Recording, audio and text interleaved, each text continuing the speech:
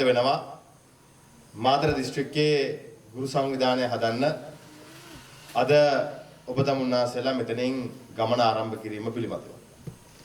අපි හැමදාම විශ්වාස කරා මේ රටේ අධ්‍යාපන ක්ෂේත්‍රයේ සාධනීය වෙනසක් වෙන්න ඕන කියලා.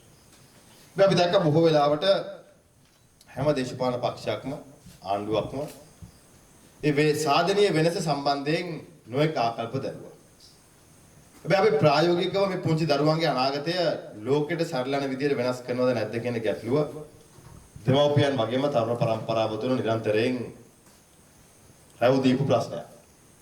එදා මහින්ද රාජපක්ෂ ජනාධිපතිතුමාගේ ආණ්ඩුවෙන් අපි තාක්ෂණ පීඨය හඳුන්වා දෙනකොට තාක්ෂණ විෂය නිර්දේශය ගේනකොට ඒ පිළිබඳවත් සමහරව අපරායම් කරපු කාලයක් තිබ්බා. අද ඒ ආණ්ඩු කරත් එදා ඒ විපක්ෂයේ ඉඳන් එදී අයතරම් සුබවාදීව බැලුවේ නැහැ.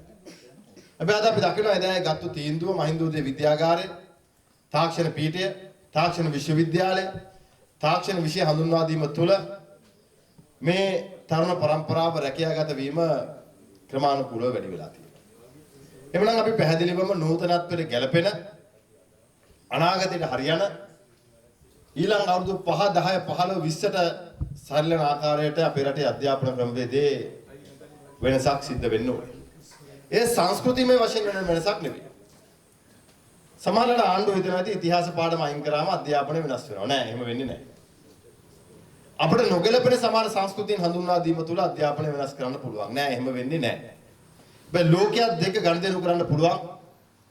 ලෝකයක් දෙක ලෝකෙ බිහිවෙන නව රැකියාව වෙළඳපොළ සරලන ආකාරයේ දරුවෙක් බිහි කිරීම තමයි අපි නිරන්තරයෙන් අපේ අවධානය යොමු කළ යුත්තේ. මම හිතනවා අද පක්ෂයක් විදිහට අපි අපේ අධ්‍යාපන ක්ෂේත්‍රය තුළ වෙන්න ඕන සිදුවීම් වෙනස් වීම පිළිබඳව අපි බලන්න යන්නේ කොහොමද? ඒ වසරකට දෙකකට මැතිවරණයකට දෙකකට නෙමෙයි. යම් ක්‍රමවේදයක් ඇතුළත කාලානුරූපව ලෝකයේ වෙනසත් එක්ක විෂයපතයන් වෙනස් වීම සහ රැකියාගත කිරීම කියන කාණ්ඩයන් මූලික කරගත් ප්‍රායෝගික ක්‍රමවේදයකට අපි පරිවර්තනය විය යුතුයි කියලා විශ්වාස කරනවා. මම හිතනවා දේශපාලනික වශයෙන් වර්තමාන ආණ්ඩුව එක පැත්තකින් සමස්ත රාජ්‍ය යාන්ත්‍රණයම තමන්ගේ දේශපාලන අතකොළුවක් බවට පත් කරන්න උත්සාහ කරනකොට ඒ අතර අධ්‍යාපන ක්ෂේත්‍රයත් අද ආණ්ඩුවේ දේශපාලන ග්‍රහණයට ලක් කරන්න ඕන උත්සාහ කරමින් පවතී. අවාසනාවකට අද අපේ රටේ බොහෝ ක්ෂේත්‍රයන් විෂයන් ආයතන ආණ්ඩුවේ දේශපාලන අතකොල්ලක් බවට පරිවර්තනය වෙලා අවසන්. අපි දකිනවා සමහර අමාත්‍යවරුන්ගේ කතාවල් ප්‍රකාශන ප්‍රාදේශ සභා සභාපතිවරුන්ගේ ප්‍රකාශන මේ ආණ්ඩුවත් එක්ක සම්බන්ධ දේශපාලන අධිකාරියේ කතාවල් බැලුවම සවුන්ගේ ක්‍රියාකලාපය බැලුවා. ඒ තවදුරටත් තහවුරු වෙනවා. ප්‍රායෝගිකව ගමේ දරුවන්ගේ දෙමව්පියන්ගේ වැඩිහිටියන්ගේ ප්‍රශ්න විසඳන්න ආණ්ඩුව කතරම් දුරකට මැදිහත් වෙනවද නැද්ද කියන ප්‍රශ්නෙත් අපිට තියෙනවා. අද වෙනකොට ගරු විනිශ්චයකාරවරුන් සම්බන්ධයෙන් මහා විනිශ්චයකාරවරුන් සම්බන්ධයෙන් කතිකාවක් රටේ ගොඩනැගිලා තියෙනවා. එක පැත්තකින් මාරු වීම ගැන කතා කරනවා. අනිත් පැත්තෙන් ගරු විනිශ්චයකාරවරුන්ට තමන්ගේ දරුවන් මේ මාරුවත් සමග පාසලට දාගන්න පුළුවන් ද බැරිද කියන ප්‍රශ්නෙත් මතුවලා තියෙනවා. එය ත්‍රිවිධ හමුදාවට පොලිසියට රාජ්‍ය සේවයට ගුරුවරුන්ට පවා පොදු ගැටලුවක් බවට පත් වෙලා තියෙනවා. මේ ආණ්ඩුව මේවට මැදිහත් වෙලා යම් සාධනීය විසඳුමක් දෙනවා. යම් වැඩ පිළිලක් හඳුන්වා දෙනවා. ඒක ප්‍රායෝගිකද කියන ප්‍රශ්නය පිළිබඳව අද රට ප්‍රශ්න කරන්න පටන් ගන්න තියෙනවා. සමහර ඒවාට ආණ්ඩුව දෙන විසඳුම් බැලුවම මේ විසඳුම් කතරම් දුරට සාර්ථකද කියන ප්‍රශ්නයක් තියෙනවා.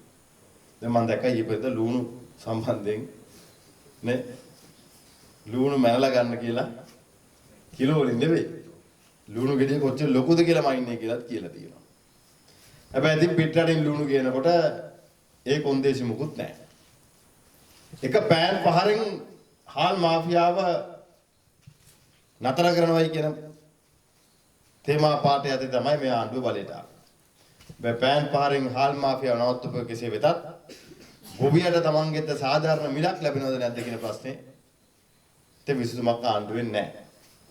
ලුණු උගුල්න කාලේ අල උගුල්න කාලේ පිටරටින් අල ලුණු ගේනවා. ලංකාවේ ගොවිය අසරණ වෙනවා. යම් ව්‍යාපාර පිරිසක් අසීමිත ලාභයක් ලබනවා. මම දැක්කාතික ජනාධිපතිවරයා මත්ද්‍රව්‍ය නිවාරණය කරන්න මතෙන් දරුවෝ ඈත් කරන්න යම් උත්සාහයක් දරනවා. ඒක හොඳයි. ඒක මම අගය කරනවා. ඒක විය යුතු කාරණයක්. ඒ වගේම තමයි ජනාධිපතිතුමනි මේ මත්ද්‍රව්‍ය සංවිධානාත්මක අපරාධ වළක්වන්න ඔබතුමාගේ ආණ්ඩුව මැදිහත් වෙනවා වගේම ඒකට රාජ්‍ය අනුග්‍රහය දෙන එකත් නවත්තන්න. රාජ්‍ය අනුග්‍රහය යටතේ සංවිධානාත්මක අපරාධ මෙහෙයවීමකුත් අද දකින්න තියෙනවා. රාජ්‍ය අනුග්‍රහය යටතේ සංවිධානාත්මක අපරාධ මත්ද්‍රව්‍ය බෙදාහැරීම් සිද්ධ වෙනවා නම් ඒ රාජ්‍ය අනුග්‍රහය ලබන අයට විරුද්ධ පාර්ශවය පමණක් අත්අඩංගුවට ගන්නවා නම් ඔබතුමා අපේක්ෂා කරන කාරණේ සාර්ථක වෙන්නේ නැහැ. ඒක තමයි ඔබතුමා මේක අහන්න කැමති වුණත් අකමැති වුණත් ඇත්ත කතාව. අනිත් පැත්තෙන් පුනරුත්ථාපනය කරන ප්‍රමාණය වැඩි කරන්න. පුනරුත්ථාපන කඳවුරු ශක්තිමත් කරන්න. මේ කඳවුරක් නෙවෙයි ඒ පාසලක් බවට පත් කරන්න. දවස් දෙකක් මත්ද්‍රව්‍ය පාවිච්චි කරන දරුවව පුනරුත්ථාපනය කළ සමාජගත කරලා රැකියාගත කරන්න. එවැනි දිගු කාලීන සලස්මක් නැතුව අර ක්ලීන් ශ්‍රී ලංකා පටන් ගත්තා වගේ තවත් දේශපාලන ගමනක් නම් ඔබතුමා කරන්න උත්සාහ කරන්නේ ඒ සාර්ථක වෙන්නේ නැහැ. ඒ වගේම අර එක පෑන් පහරෙන් හාල් මාෆියාව නැති කරා වගේ මත්ද්‍රව්‍ය ව්‍යාපාරات සංවිධාන අපරාධات නැති කරන්න ඔබතුමා උත්සාහ කරනවා නම් එක පෑන් පහරෙන් හාල් මාෆියාව නැති කරන්න ආපු ආණ්ඩුව හාල් මාෆියාව එක්ක තීන්ත ගන්නවා නම් මම දැක්ක මාධ්‍යය.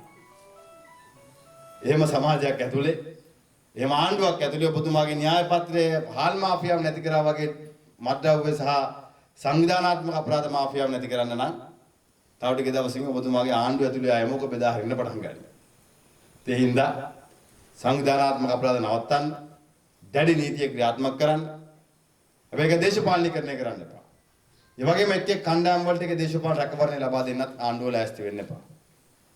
ඒ සඳහා සාධාරණ අපක්ෂපාතී අවංක මේ කටයුතු ක්‍රියාත්මක කරොත් මම හිතනවා ඒ ඔබතුමාට දේශපාලනික වශයෙන් වාසි ලැබෙනට වඩා එහාට ගිහුව පිනක් බවට පත් වෙනවා.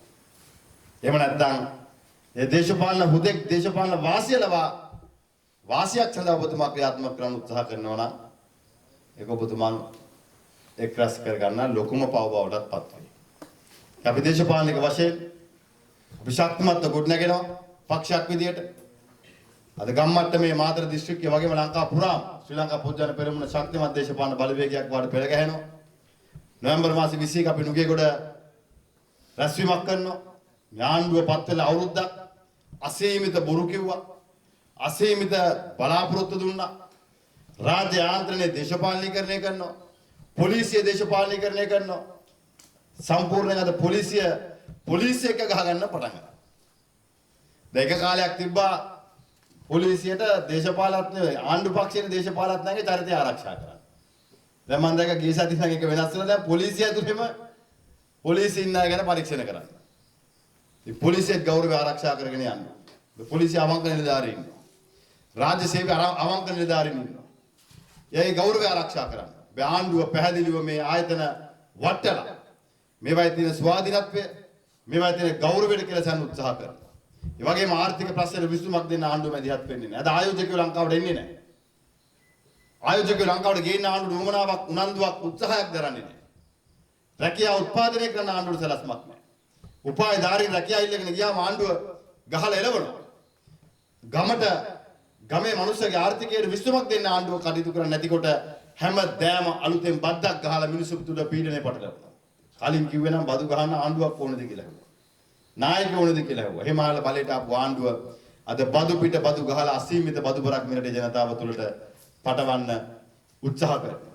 මේ තුල අපි විශ්වාස කරනවා. විපක්ෂයක් විදියට අපි යම් හඬක් නගන්න. අපි යම් එකමුතුවක් හදන්න. මේ විපක්ෂයේ දේශපාලන පක්ෂ එකතු වෙලා රැස්වීම කරන පළවෙනි වතාව නෙවෙයි. අපි JVP එක තමයි වැඩියෙන්ම කරලා තියෙන්නේ. 2005 ඊට පෙර චන්ද්‍රිකා මැඩම්ගේ කාලේ නේ. ඇයි ෆොන්සේකා ජනාධිපති අපේක්ෂා බඩපත් කරන්න රනිල් වික්‍රමසිංහ මහත්තයා එක JVP එක වැඩ කරා. සිරිසේන ජනාධිපතිතුමාව ජනාධිපති කරන්න වැඩ කරා. 2005 අපේ තාත්තගේ JVP එක වැඩ කරා. ඉතින් විපක්ෂයේ එක හඬක් නගන්න උත්සාහ කරන පළවෙනි අවස්ථාව නෙමෙයි. ඡන්ද ඉල්ලනවද නැද්ද කියන එක එකට එක මැතිවරණයේදී තීන්දුව කළ යුතු කාරණයක්. අපි විශ්වාස කරන අපිට ශ්‍රී ලංකා පොත්ජන පෙරමුණ හැමදාම මිනිරේ ජනතාවගේ පැත්තේ හිටගත් දේශපාලන පක්ෂයක්. රටේ සංස්කෘතිය ඒකීයත්වයේ වෙනුවෙන් පෙනී හිටපු දේශපාලන බලවේගයක් විදියට ඒකට අවශ්‍ය නායකත්වය දෙන්න. ඒකට අවශ්‍ය පසුබිම නිර්මාණය කරන්න. ඒකට අවශ්‍ය වේදිකාව නිර්මාණය කරන්න. එහෙනම් අපි තීන්දුව කරා පක්ෂයක් විතර අපේ සහෝදර පක්ෂයක් එකතු වෙලා ලංකා ඉතිහාසයේ දෙවැන්තම දේශපාලන බලවේගය. දෙවැන්තම ආණ්ඩු විරෝධී රැස්වීම මෑත යුගයේ පවත්වන දෙවැන්තම රැස්වීම මේ මාසේ නොවැම්බර් මාසේ 21 නුගේ කොට පවත්වන. ඒ තුල යම් මත තියෙනවා. විපක්ෂෙත් යම් මත තියෙනවා. සමහර විපක්ෂෙත් අපි දැක්කේ 2015 අපි ඒකාබද්ධ විපක්ෂයේ විදිහට හිටියත් විපක්ෂ නායකවරයා විපක්ෂ ප්‍රධාන සංවිධායකවරයා එදා අපි එක හිටියේ නැහැ. හැබැයි විපක්ෂයේ භූමිකාව යම් තාක් දුරට කරා සමහර ආණ්ඩුවක හිටියා. ඒ හැමදාම එහෙමනේ අපි ආණ්ඩු කරනකොටත් විපක්ෂය අපි එක්කත් වැඩ කරා හොරාට. ඒ වගේ තමයි. ඒක අපි තේරුම් ගත යුතු. ඒක තමයි දේශපාලනයේ හැටි. අපි අවංකව අපේ වගකීම් ඉටු කළ යුතුයි කියලා අපි විශ්වාස කරනවා. අපි රටේ ජනතාවට ආරාධනා කරනවා. අපි මේ ආණ්ඩුවේ බොරුව නවත්තන්න. මේ ආණ්ඩුව කියපු බොරු වලට විරුද්ධව තවදුරටත් බොරු කියන එක වළක්වන්න. මේ රටේ ඒකීයත්වය වෙන්නේ සංස්කෘතිය වෙන අපේ අනාගත දරුවෝ වෙනුවෙන්. අපි ඒකාබද්ධව ගොඩනගන මේ මහා දෙවන්ත බලවේගය ශක්තිමත් කරන්න 21 වෙනිදාට නුගේගොඩ එන්නේ කියන ගෞරවනීය ආරාධනෙත් කරනවා. එමනම් මම ඊට වඩා කාලය ගන්නෙ නැහැ. ඔබ සියලු දෙනාට ස්තුතිවන්ත වෙනවා.